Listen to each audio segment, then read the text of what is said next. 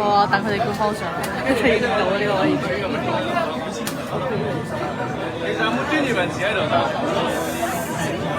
你可以喺度切豬肉。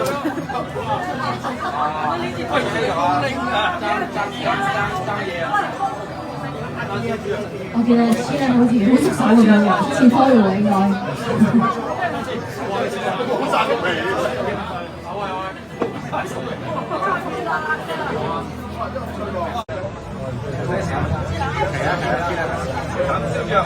係，唔該先，唔該曬先啊！一定要去廚房，邊個兄？兩位。